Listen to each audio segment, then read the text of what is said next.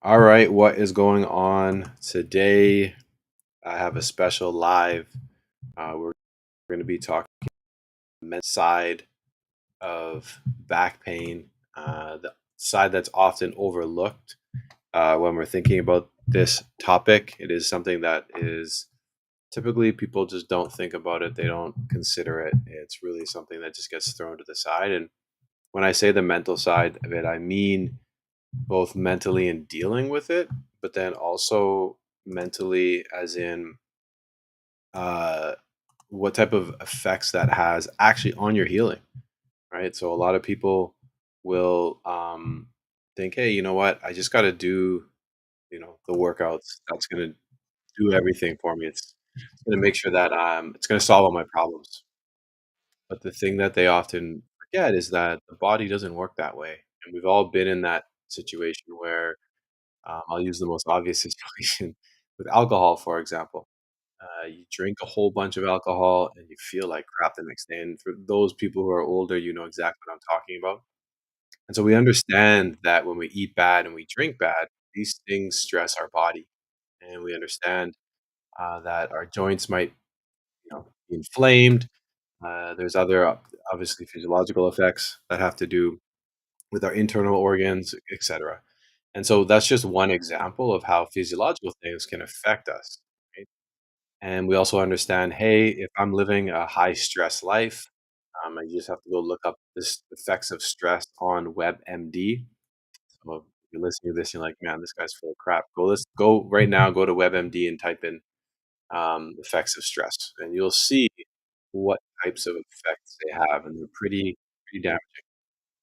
And so when it comes to actually getting over back pain, and in some cases, specifically nerve pain, we really have to take in all things into account, right? So there's lifestyle modifications that can be made, there's diet, there's movement, training.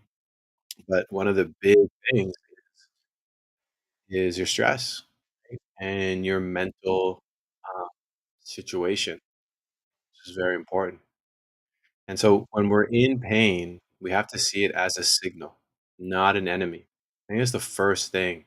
People often have pain, they deal with it like it's an enemy, right? And what they should be doing is dealing with it like it's a signal. Right? When somebody comes to your door and tells you, "Hey, you know what? I think something's wrong. You have a hole in your roof." You're not going to get mad at the person, right? And so the pain is not something to be masked. It's not something to be denied. It's telling you something, right? And it's your body's signal. It's yelling at you. It needs attention. And it's not always just a physical issue because it can involve emotions, stress, mindset, as I said earlier. And so chronic pain specifically um, really starts to creep into our lives, and it becomes something that controls our lives to a certain extent. And when we start to thinking about how it actually affects us, that emotional and mental component can really worsen the condition. And I don't say that in a way that it's the cause, but you have that chronic pain cycle. And so everything in your life becomes connected to that. You wake up in the morning, you feel bad. So then after that, you're in a worse state and it just compounds. In addition, if you have nerve pain, you'll notice that when you're more stressed or if you have something intense happen, you'll actually feel pain. And so I've talked to people who I've mentioned, "Hey, try meditation or, try breathing techniques." And they said that alone just brought down their pain in the moment. We know that this is something that needs to be considered when we're talking about chronic pain. So, as I mentioned earlier, stress and pain sensitivity is connected. So, chronic stress can keep that nervous system on high alert. And so, it can make it really difficult for your body to relax and start healing because you need to be in that state to actually heal. And that's something that often gets forgotten. We want to push and push and push. And that is not the right recipe to actually healing from something that's chronic. Right? Pushing through pain is not going to give you the healing that you want. And so, getting into a place where your stress is low is really going to help you break that negative feedback loop, right? The anxiety's high, pain perception gets high as well, and then you feel like you're in more pain, and then you're worrying about it, and then you can see how this loop just can really spiral out of control. And so chronic stress can really keep that nervous system um, just on that high alert, right? So really, really remember that when you're thinking about what can I do to solve this problem, sometimes it's just taking a moment to relax and acknowledge the fact that you might be really stressed, and that's something that can go a long way. One thing as well is when you're in that state of being flared up or kind of like you need to protect everything, and what happens is you actually end up tensing up all your muscles, right? You make yourself feel like you're in more pain, right? We all have been, people who aren't in chronic pain, you have a tough work day and just, doing something that allows you to relax, breathing, just sitting down in front of the TV and just relaxing can cause your whole body just to go into a state of relaxation.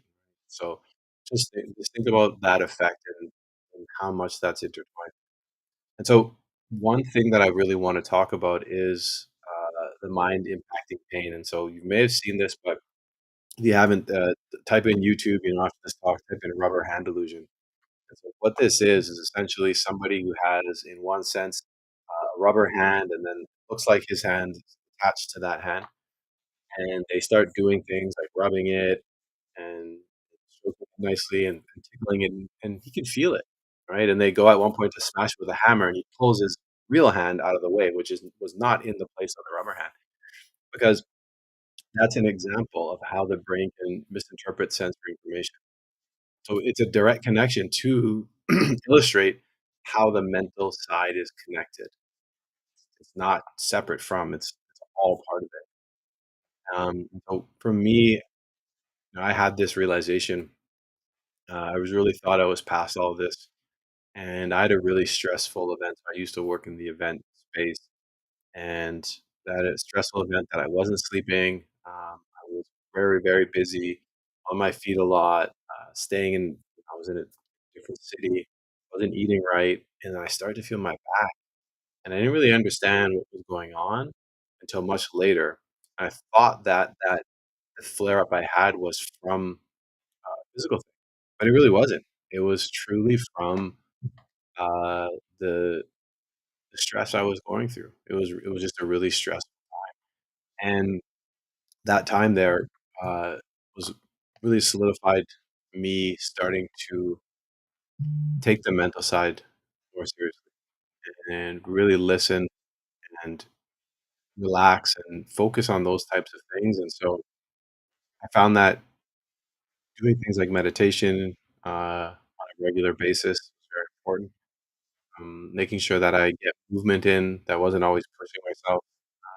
I'm someone who loves to get in the sauna because I find that it relaxes me, or in some cases just rejuvenates me. So there's lots of things you can do, uh, but you really wanna get ahead of it, because if you wait until you're super stressed, it's gonna be really hard to get out of it.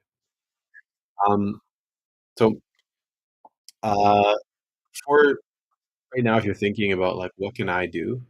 Uh, one of the suggestions I have is pick something, okay? And so I mentioned mindfulness meditation, which is something that I do.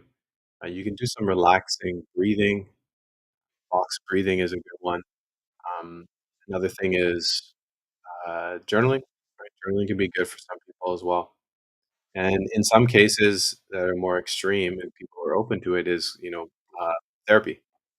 So really just getting some of these things off your back, the stress of daily life is gonna allow you to have space to heal, because it's gonna put you in that better state. And that's really, really such a big overlooked part. So I really encourage you to find something that brings you a level of peace that you can start to do, that's gonna allow you to open up space to actually do some of the movements that you wanna do and move better, start to, bring healing into your life. Another thing too, just focusing more on some of these lifestyle things. So, sleep. Sleep is a big one. A lot of people just I I have clients who I'll check in on their sleep, and they say, "Yeah, it's great. I've been getting 5 to 6 hours." And, maybe that's okay for some people. There's some people who are completely fine sleeping that much, and it's actually, like, I think there's a genetic people who are completely fine doing that, but it's about quality sleep. And so poor sleep can really stress back pain because what happens when you sleep, right? Your body recovers. That's when you sleep. It's getting a restful sleep, making sure you prioritize that. I know when you're suffering with back pain, sciatica, it's hard just to find a comfortable position. So completely prioritizing that should be something that you take on as a serious endeavor. I remember for me, I slept on the floor. I slept in all sorts of crazy positions just to try to find something that helped me stay comfortable, that helped me fall asleep. Right, this was really, really big, and so for you, if you're struggling with this, really, really, really focus on prioritizing your sleep. Okay, that's like, I can't speak to that. I mean, maybe I'm very biased here. I love sleep, and I absolutely hate to be tired because I don't function well. So I'll say a lot of people out there don't actually know how tired they are because they just are so used to getting poor sleep. When you start to get to the point of improving your sleep, you really start to see your life change. Right. So if you have back pain and you have trouble sleeping, do everything you can to improve that the best. Okay. Uh, Encouraging proper movement. I think that's the other big thing. And when I say that, I mean checking in with your posture throughout the day, um, building a mind body connection. A lot of people, this kind of goes into the meditation piece. If you do mindfulness meditation, you can start to build that connection with the mind and the body and understanding that those things are connected. And then you can start to realize the position of your body in real time. And then you can realize before you're in extreme pain that you might not be in the best position, standing, sitting, etc. This is something that's been a game changer for me, and it's really, really been impactful in helping me keep my body in good positions. Uh, so that's really a wrap. I just want to kind of get on quick to talk about that. It's just something that's often overlooked, and I didn't really talk about how much the mental side of back pain can be depressing, damaging. It can be difficult, and I'll talk about that on another live. But I really want to come in and just share this little bit of information, hoping that it can help someone start off something in your life that you can really take to start to heal a little bit more. And just remember that it's not just about physical exercise, mental health, your mind body connection. These things play an important role. So, like I said, really try to find something meditation, journaling, get quality sleep, really, sauna, something that you can do that's going to allow you to improve your situation. Okay. All right. I'm going to jump off the call, or sorry, the live. Like I said, this is only my second one. I'm going to be continuing to do these and presenting on topics that are relevant to helping people solve their back pain. And so if you see me jump on and you have back pain in the future, uh, or if you see me jump on in the future and you have back pain, then jump on, ask me questions. I'll always save some time to answer some questions at the end. And that's all I got. So I'm just gonna hang tight for anyone who might be jumping on that wants to ask a question uh, about back pain or about training or just about any of this stuff. So I'll hang tight for a couple minutes and then I'm gonna jump off the call.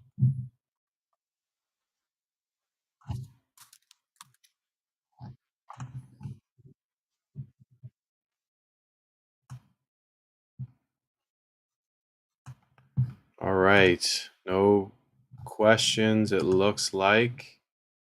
Uh, Let me just check real quick. Have any?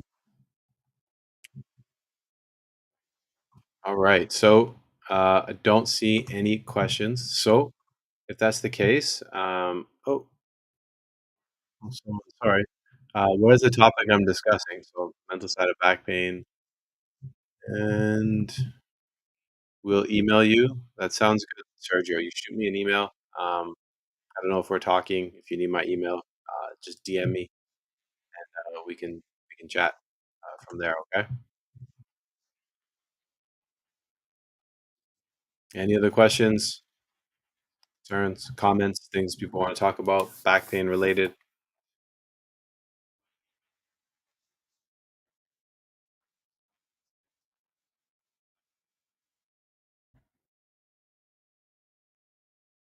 All right. If you're watching this, oh, okay. I got a question here. Do I think after 1 year it's mental? So I'm guessing you mean, do I think that if you've had pain for 1 year, that it's completely a mental thing? Um, I can't say for sure because I don't know what you're doing, but let's just assume that you're doing all the right things from the standpoint of taking care of your body and what you eat and sleep and everything like that. And what I would look into is some of the mental side of it. So you want to look up Dr. John Sarno. So he's written 3 or 4 books on the topic of how to break chronic pain cycle through some mental techniques. And so I would look into John Sarno. So Google that name right now, look it up, get one of his books. Uh, read one of them. I think all of them are really good. So yeah, so that would be assuming you've done everything and you feel like, you know what, I've done everything I can, and for whatever reason, I just can't solve this. You know what? I would actually extend this to anyone, to be honest with you, because even people who most of the problem is a physical thing, it doesn't mean that you can't benefit or start to mitigate some of it just from getting into the mental side, right? So, Dr. John Sarno does a great book. Give it a read. Let me know if you have any questions. All right. Any other questions? Okay. I think that's going to be a wrap. Like I said, if you do see me jump online and you have questions about back pain, I will be doing it once a week. So uh, just jump on, and I'm here to help and just inform and hope that uh, whatever bit of information I give out can help whoever needs it. All right.